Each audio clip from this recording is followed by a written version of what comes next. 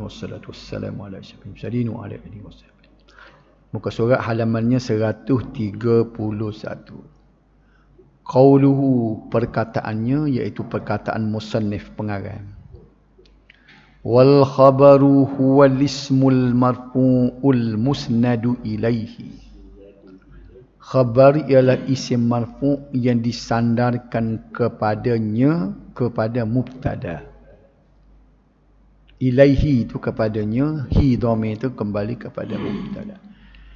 Dia ni isim marfu', tapi dia disandar kepada mubtada. Artinya jika tiada mubtada, tiada khabar.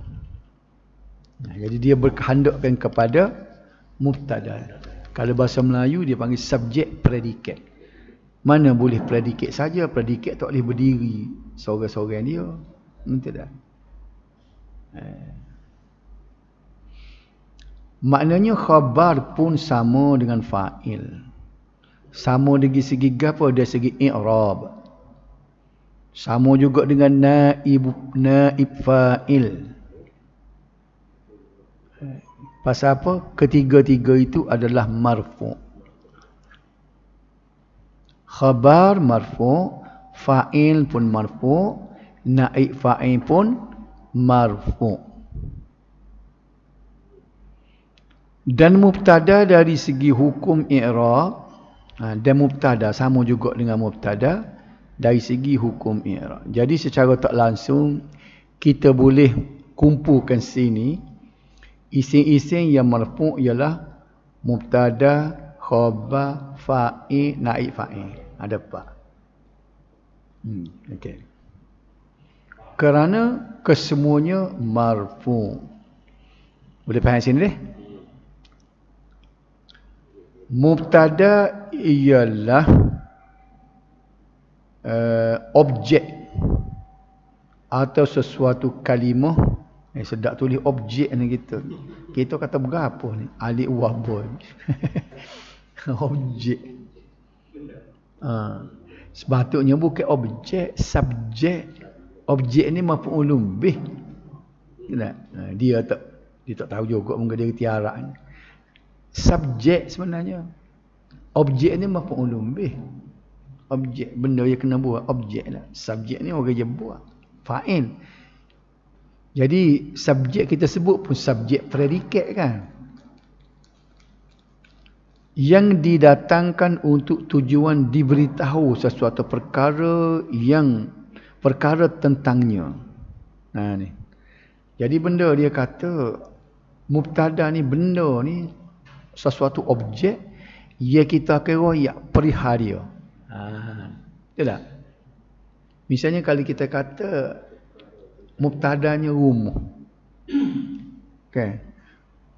Rumah. Sebab tu dia bermula rumah. Maknanya dia ni satu objek bagi dia ni akan diterangkan lepas pada ni apa berlaku kepada rumah. Rumah itu nak kepada khabar. Khabar dia nya dirobohkan. Sebab tu dia kata satu objek yang buat mari dia dengan tujuan akan royak pula perihal tentangnya. Boleh faham tak? Okay. Sementara khabar ialah sesuatu yang didatangkan bertujuan untuk menceritakan tentang mubtada tadi. Sebab itulah dia panggil benda dan cerita. Istilah subjek dan predikat ni kita sekolah menengah baru ada dah. Kita sekolah rendah mula cikgu royak benda dan cerita. Sebab tu dia terjemah objek. Mungkin penterjemah ni, orang yang buat buku ni dia klasik sikit. Dia belajarnya benda dan cerita. Tidak betul cikgu? Dulu benda dan cerita tak? Istilah benda dan cerita baru je tukar subjek predikat ni dia Inggeriskan. Istilah itu diinggriskan. Kalau seseorang menyebut perkataan Zaid, Zaid semacam Nyayu ke Zaid. Dia tu katnya dia marah demo sebab tak silpah Najib. Zaid Tidak Zaid marah demo. Orang mendengar tipu Zaid dia janji dia nak lepas.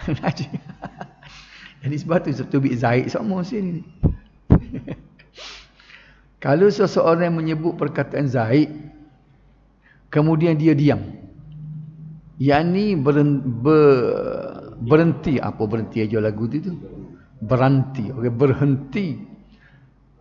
Kau orang Kelantan Iyalah saya tanya buat apa tak kata berhenti. Takut orang Kelantan berhenti. Setakat menyebut kalimah Zaid sahaja, maka apakah yang akan terjadi kepada orang yang mendengar? Nama sini nak ayat cerita Zaid lah. Apa dia senyap. Maknanya gitu dah. Sudah tentu si pendengar akan ternanti-nanti apakah yang hendak diberitahu tentang Zaid. Lama tu pada mana ayat gapo Zaid gapo. Zaid lah. Senyap situ dah. Hak pecing tu naknya. Zaid lah. Pecing dah. Pecing dah telah khabarnya. Ni mai disebut Zaid kat pakai senyap gitu. Sebab tu dia kata bila sebut mubtada tak buat mari khabar, orang akan ternanti-nanti. Boleh faham tak? Kemah dia nak royak gapo mubtada khabar.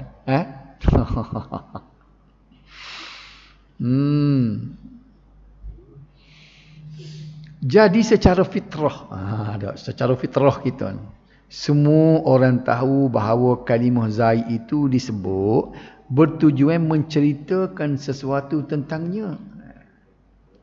Itulah makna mubtada. Dia nak suruh kita faham. Jadi kalau jumpa dalam ayat dalam bahasa Arab nanti, bila kita baca makna tu, kalau tak tubik cerita lagi tu, maknanya khabar tak ada lagi lah tu. Walaupun berjela-jela, khabar tak datang khabar, tak capai maksud. Kadang-kadang dia menceritakan mubtada tu dengan berbagai-bagai bayan, untuk bayan penerangan mubtada woyak gitu. Khabar tak royak. Macam Zaid tadi royak Zaid ni seorang gini ni. Nak tubuk pecing tu tak tubik lagi. Zaid lah hak mana? Zaid hak kan hak dia kerja dengan dia murah tak panjang mula. Lepas tu dia pergi situ gini gapo menikah dengan orang sini boleh hanuk gini. Apa berhenti gerak situ. Gapo nak royak ni? Mesti ada nak royak muka lain. Pecing dah. Boleh tak? Itulah khabar namanya. Boleh mung kok bahasa Melayu lagu tu juga khabar ni maknanya jawab pihak nak penutup ni. Jadi kita tengoklah nanti dalam bahasa Arab ayat-ayat ni. Kita tengok setara mana beberapa jenis khabar. Dan apa yang dinanti-nanti oleh si pendengar itu adalah khabar. Maknanya dia nak royak khabar-khabar ni benda yang dinanti-nantikan oleh pendengar. Kalau seorang menyebut perkataan fi kemudian dia diam, maka si pendengar pun bertanya juga, adakah sesuatu yang akan disebut selepas fi itu adalah khabar? Lepas fi dia tak panggil tidak. Kerana kalimah yang disebut itu haraf. Begitulah juga sekiranya kalimah yang disebut adalah fi'il, kedua-duanya tidak akan melahirkan khabar. Fi'il fa'il dia tak panggil khabar. Kerana khabar hanya lahir dari mubtada dan mubtada mestilah ism. Sebab tu dia panggil jumlah ismiyah. Boleh gak sekat ni dah. Kalau disebut kitab, sudah tentu orang akan ternanti-nanti apakah yang hendak diberitahu seterusnya. Lalu disebut kitab Zaid. Apa yang pendengar faham? Pendengar akan memahami bahawa kita ingin memberitahu sesuatu tentang buku Zaid. Kemudian pendengar akan ternanti-nanti dan tertanya-tanya, apa kena dengan buku Zaid? Maknanya bila dia sebut buku Zaid, Kitab Zaidin, mudhaf dengan mudhafun ilaih, bukan jumlah mufidah, bukan satu ayat yang lengkap. Sebab dia akan tanya kitab Zaid, lainlah kalau orang tanya kitab ni hak siapa. Baru dia kata kitab Zaid. Dia jawab soalan. Ni tiba-tiba kalau dia mula kitab Zaid, dia nak telah dicuri. Itu jadi makna khabar tu tak ada khabar lagi. Walaupun kitab Zaid. Dia cuba panggil dah mubtada. Mubtada tu dalam bentuk mudhaf dengan mudhafun ilaih. Panggil sikit. Tidak ada Zaidun naimun. Tu mudah sosok dak khabar sebut mubtada sebuti khabar sebuti. Ni dia cuba panggil mubtada dalam bentuk mudhafun ilaih. Dalam bentuk idhafah. Kitabu Zaidin. Mudhaf dengan mudhafun ilaih. Jadi dia kata orang akan tertanya-tanya, apa kena dengan buku Zaid? Maka kita jawab, Kitabu Zaidin. Muka surat di sana pula.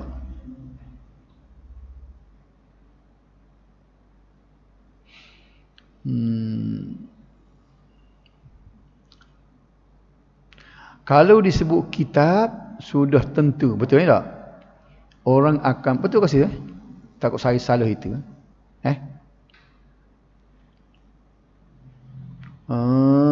Kitabu Zaidin jamilun. Gitu?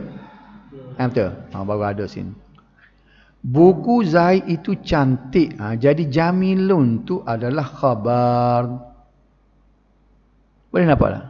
Boleh nampak dah mubtada khabar.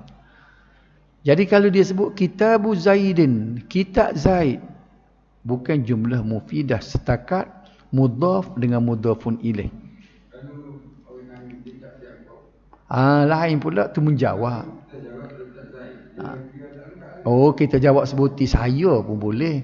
Siapa yang makan nasi ni, siapa habis dia cing? Saya. Cukup dah. Dia jawab lain. Tu jawab pen. Dia sebagai jawab pen daripada istifham saja jawab, tapi bukan jumlah yang lengkap. Sebenarnya kalau dia nak buat jawab pen yang lengkap, dia tak boleh jawab gitu sebab kita jawab bahasa Melayu pula. Misalnya jawab siapa yang makan nasi itu? Yang memakan nasi itu ialah saya. Kan nak jawab lengkap kan? Tapi bila orang panggil, kita refer kepada, kita rujuk kepada soalan dia, ambil ayat dia juga.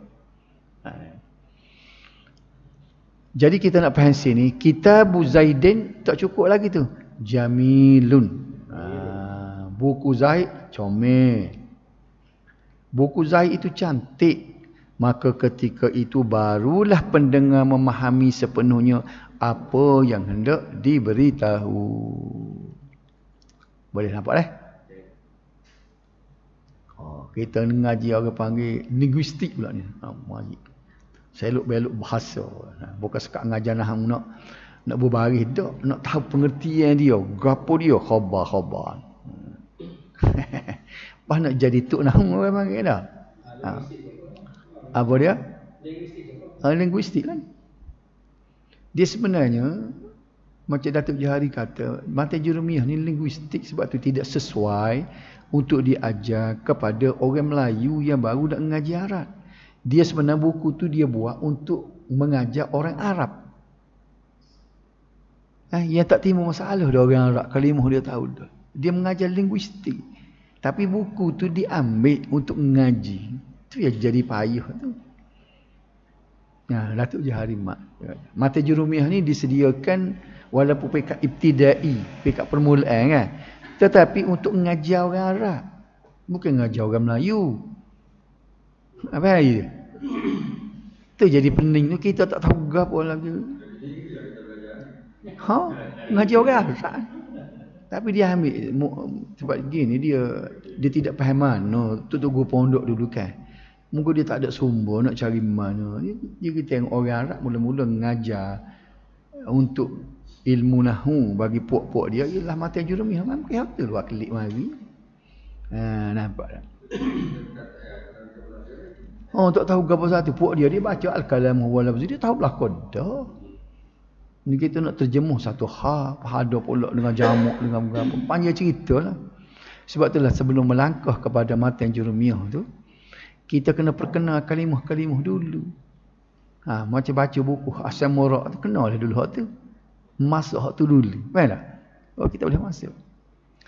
Kesimpulannya ialah mubtada mesti isim dan khabar mestilah sesuatu yang membuatkan orang tidak lagi berasa ternanti-nanti dan tertanya-tanya berkenaan apa yang ingin diberitahu. Bila orang puas hati itu makna siapalah maksud mubtada dan khabar. Dan keduanya yakni mubtada dan khabar hukum i'rabnya adalah marfu'. Ni kita masuk belakang dah marfu'. Bila sebut marfu' tu dia akan pecahlah pula apakah jenis kalimah itu bila sebut marfu'. Kalau isim mufrad dengan jamak taksir dan jamak muannas salim maka rafa'nya ialah dengan dhammah. Kalau sekiranya jamak muzakkar salim dengan asmaul khamsah dengan huruf waw. Kita kata al-muslimu dengan dhammah. Bermula seorang muslim itu. Tapi kalau guna jamak al-muslimuna, rafa' juga tu. Dia boleh jadi mubtada juga. Al-muslimuna wal muslimat. Itu mubtada tu. Tapi mubtada dia dirafa' dengan waw kerana dia jamak muzakkar salim. Al-muslimuna, al-muslimatu. Hak tu dengan dhammah. Sebab dia jamak muannas salim. Boleh nampak tak? Kita nampak dah lepas lah. Bila disebut rafa' kita kembang lalu. Rafa' pula mengikut jenis kalimah itu. Boleh? Hak tu kita nak kemahir sungguhlah jadual i'rab hak laminate tu. Mari je kalimah kita tahu nak buat mana. Nak rafa' lagu mana, nak nasab lagu mana, nak jar lagu mana. Mana? Kalau hak tu kita tak hafal lagi dia jadi lambat lah. Nak balik dulu nak tengok dah. Betul tak? Kena hafal dulu. Nak rafa' ni ini isim musanna ni. Kalau jar jangan ke pun. Gapo dah? Jadi lambat. Jadi kita tahu lalu nak masuk sarang itu selalu. Boleh deh? Kalau ditanya bagaimana pula dengan hadis yang bunyi at-takbir jazmun. Gapo dia? Adakah hadis bunyi lagu ni? Maka jawapannya sila lihat halaman 284 dalam buku ini. Oh biar dulu. Hadis gapo dia nak royak ni? At-takbiru jazmun. Mubtada khabar tu. Qauluhu perkataannya. Kita masuk lagi dah. Ada masa lagi ni. Baru 4:35 baru. Nahwu qaulika Zaidun qaimun waz-Zaidani qaimani waz-Zaiduna qaimuna. Cuba tengok dia buat mari seperti perkataan kau contoh-contoh mubtada khabar. Zaidun qaimun. Zaid mubtada, qaimun khabar. Zaid itu kalimah mufrad. Rafa'nya dengan dhammah. Qaimun mubtada. Mubtada pun marfu'. Wa alamatur rafi'i dhammatun zahiratun. Az-Zaidani qaimani. Nampak tak? Az-Zaidani mubtada marfu'un wa alamatu raf'i al-alif li'annahu ismul musanna. Qaimani khabarun marfu'un juga wa alamatu raf'ihi al-alif li'annahu ismul musanna. Supaya dah.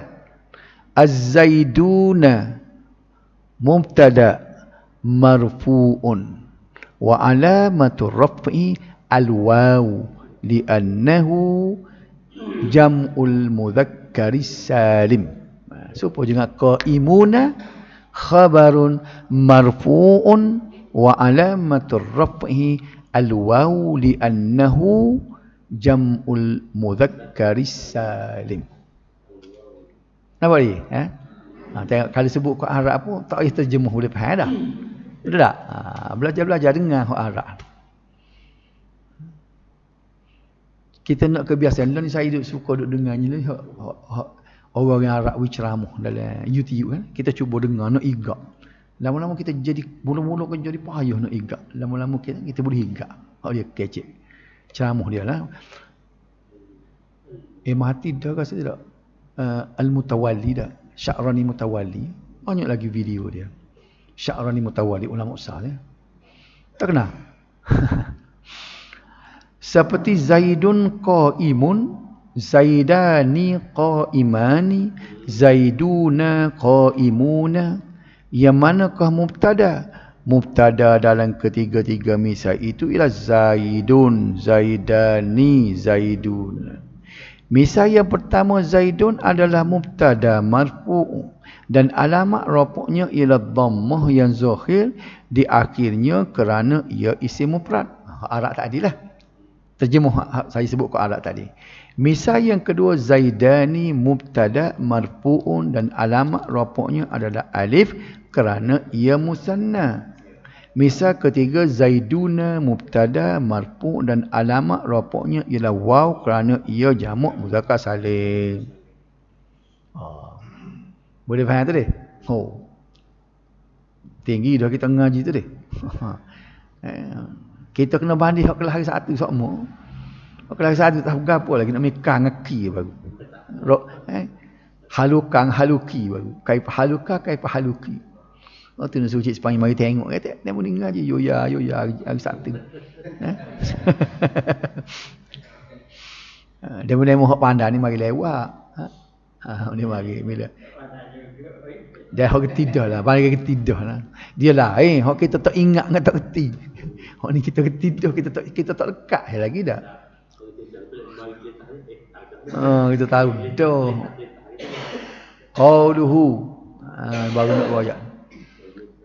Wal mubtada qismani zahirun wa mudmarun fazahiru ma taqaddama dhikruhu. Cuba tengok ayat dia. Kita tengok ayat dari segi i'rab. Wal mubtada'u. Dia sendiri itu mubtada. Bagi depan. Nah. Qismani. Itu khabar. Khabarnya rafa'. Rafa' dengan apa ni? Alif. Berapa rafa' dengan alif? Musanna. Ada khabar. Bermula mubtada itu dua bahagian. Faham? Apa dia? Mananya? Kismani dia apa ni, dia badal. Ini badal bagi kismani. Nak menghurai lagi kismani ni. Bermula mubtada itu dua bahagi. Dua bahagi nak royak. Dia badal, dia duduk. Zahir tu mari duduk di tempat lokasi kisman. Sebab tu dia baca rafa' juga. Sebab dia duduk di lokasi rafa' mubtada. Dia duduk di kisman. Gapo kisman ni? Zahirun wa mudmarun. Dhamir dan zahir. Faz-zahiru bermula ni mubtada semula pula. Faz-zahiru ada fa kan mula kan, maka bermula yang zahir itu ma taqad khabar dia duduk di ma ni pula. Ma taqaddama dhikruhu. Soalannya apa baca zikruhu? Siapa dia boleh jawab? Apa baca zikru? Pasal apa baca dengan bagi depan? Hu tu dhamir dah. Zikru apa tak zikra ataupun zikrihi. Kita nak jawab gapo dah? Dah kita ngaji banyak dah. Maknanya bagi depan. Kalau bagi depan ni mesti rafa' dah. Bapa baca dengan rafa'. Kih gapo dia tu zikruhu tu baca dengan rafa'. Cuba cari rafa' ni gapo dia? Mesti rafa' ni tadi dah sebut dah, kita sebutkan. Perkara tu je rafa'nya. Apa dia? Fa'il. Kalau dia fa'il, mana fa'il dia? Tak ingat dah. Taqaddama. Mananya? Jumlah ma taqaddama zikruhu tu khabar. Dan nak tanya saya ni taqaddama dengan zikruhu tu. Berapa lagi baca zikruhu? Kita tak ingat dah fa'il dengan fa'il. Yang telah terdahulu oleh sebutnya. Kalau nak terjemah cara pondok kena buat oleh biar nampak fa'il. Yang telah yang telah terdahulu oleh sebutannya. Gitu.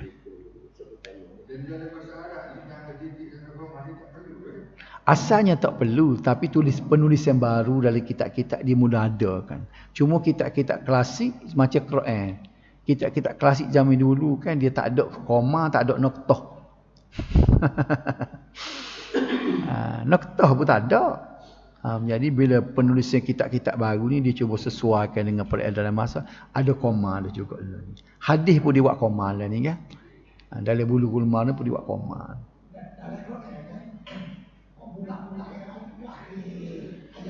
Okay. Iyalah ayat dia nombor ayat dah. Nombor ayat tu dia suruh berhenti situ lah. Ya ada habis satu ayat. Noktah lah kiranya. Dia kira habis ayat. Berdasarkan kepada Jibril baca kepada Nabi.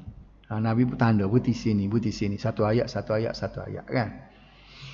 Jadi soalan tadi dia asal koma titik tu kalau kitab klasik tak ada. Cuma penulis yang baru ni dia cuba wujudkan koma dengan noktah. Mubtada ada dua bahagian. Hari ni tak samai soalan apa buat ni dah. Tak salah latihan esok latihan. Zahir dan mudmar. Mudmar ni dhamir lah. Yang didomirkan isim apa tu? Mudmar. Mubtada isim zahir adalah semua misal-misal yang disebut sebelum ini. Macam tadi ya. Zaidun, Zaidani.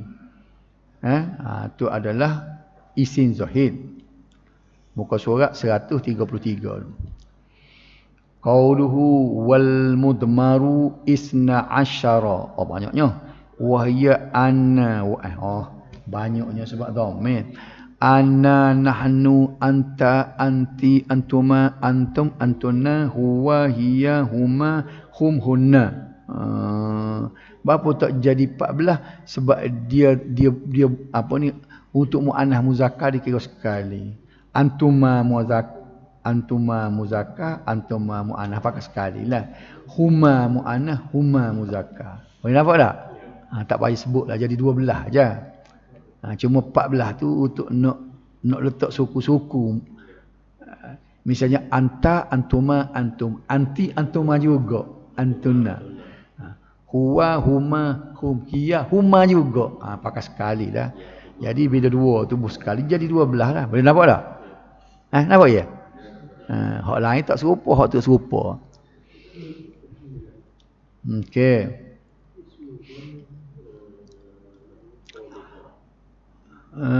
Wama ashbaha dzalik, dan apa yang menyerupai yang demikian itu. Isim dhamir yang boleh menjadi mubtada itu ada 12 iaitu ana, nahnu, anta, anti, antuma, antum, antunna, huwa, hiya, huma, hum dan hunna. Maknanya di sini ada isi-isi dhamir yang tidak boleh menjadi mubtada. Dhamir yang dimaksudkan ialah dhamir-dhamir muttasil. Seperti alif isnain, ya muannah mukhatabah, waw jam'i, nun niswah dan lain-lain. Pembaca boleh rujuk dalam bab fa'il isim dhamir nanti.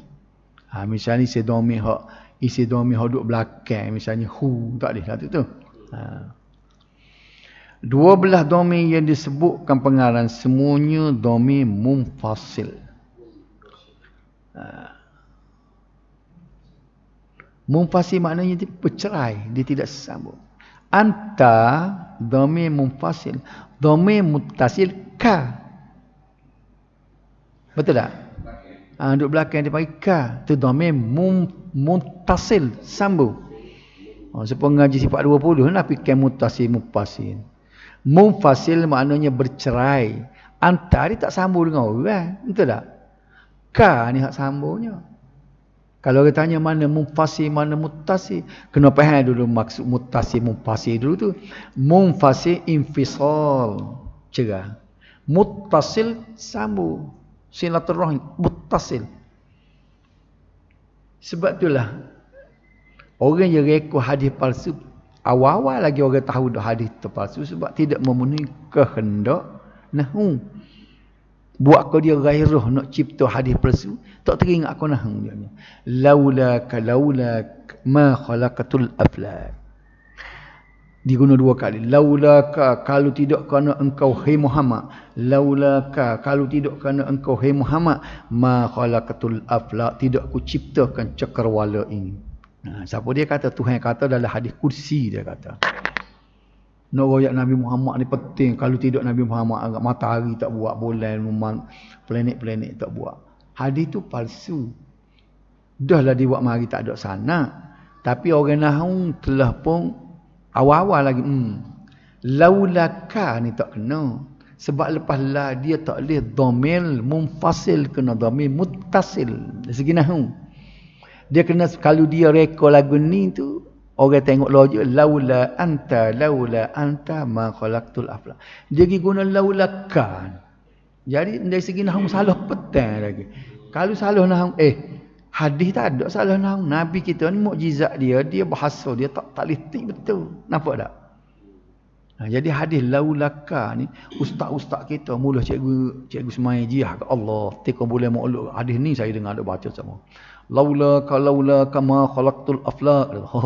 Tengok Nabi kita. Kalau tidak kerana muhi Muhammad, tidak kerana muhi Muhammad, tidak ku ciptakan cakrawala ini. Hadis palsu. Jadi kalau dah orang waktu bi hadis tu kita tak ngaji hadis lah apa? Kita kata kita ngaji nahwu. Salah tu. Laulaka tu hadis palsu, tak betul. Sebab lepas la tak boleh dhamir munfasil, tak boleh dhamir munfasil, kena dhamir muttasil, kena dhamir munfasil, kena anta. Ngaji nahwu lah nak tahu tak?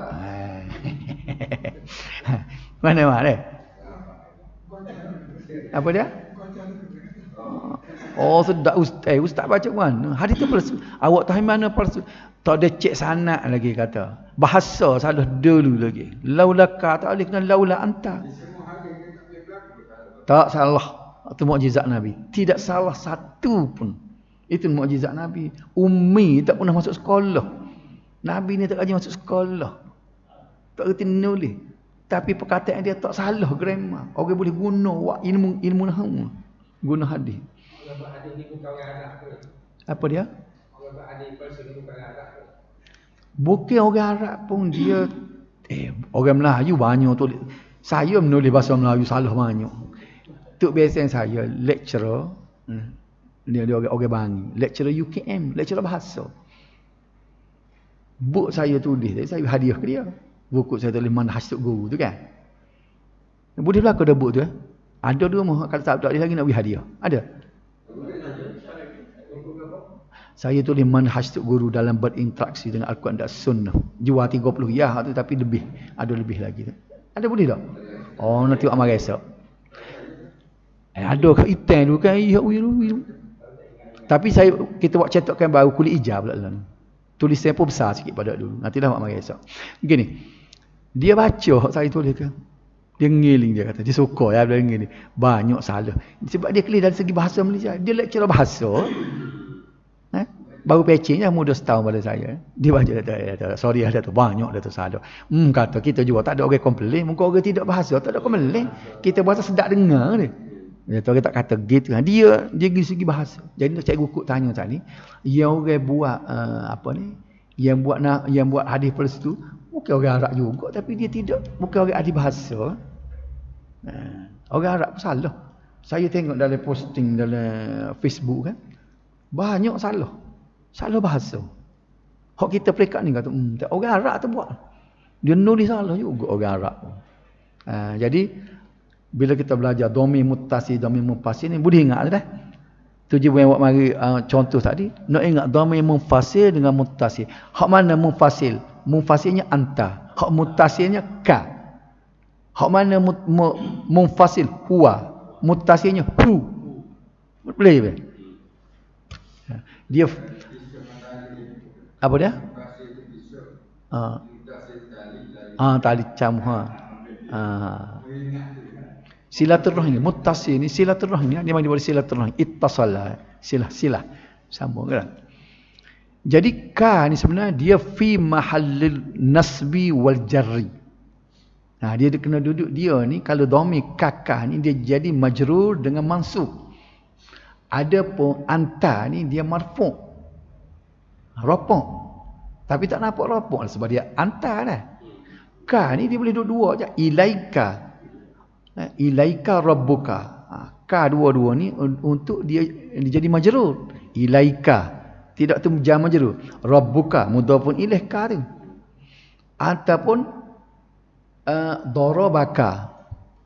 Dia pukul awak. Atau jadi maf'ulun bih. Mana dia duduk di tempat mansub. Jadi ka ni untuk mansub dengan majrur. Boleh faham ni? Adapun anta ni untuk rafa'. Nampak tak? Boleh tak? Ingat hadis tadi. Laulaka ma khalaqtu. Ma tu tidak. Khalaqtu. Khalaqa yakhluqu. Khalaqtu. Aku cipta. Khalaqtul aflaq. Aflaq ni jamak bagi falak. Laulaka ma khalaqtul aflaq. Boleh hafal mu?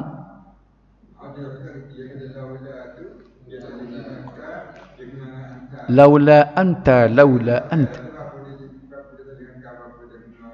Sebab la tu. Laulaka. Lepas pada la tu kena anta. Hak tu dia bab lain pula. Kena ngaji semua. Dia kena marfu'. Tempat duduk tu fi mahallir raf'i. Lepas la kena fi mahallir raf'i. Ada? Okey.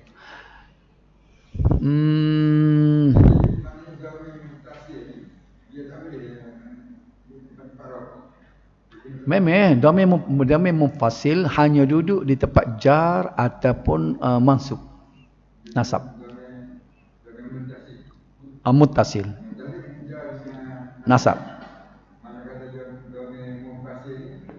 Rapak-rapak. Dhamir munfasil terbahagi kepada dua.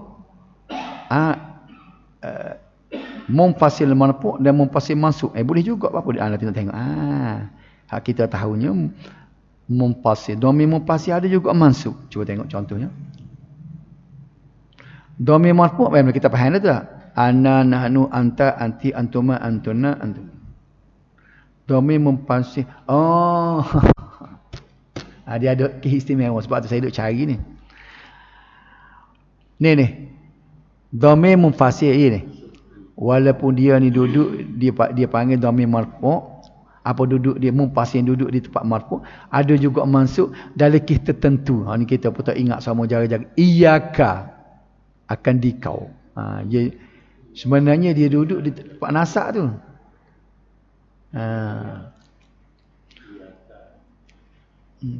Tapi saya perhatikan apa dia guna dhamir munfasil.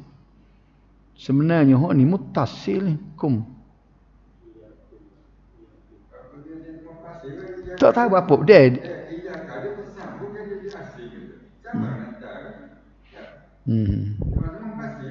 Tapi dia guna dhamir munfasil sini. Dia panggil dhamir munfasil.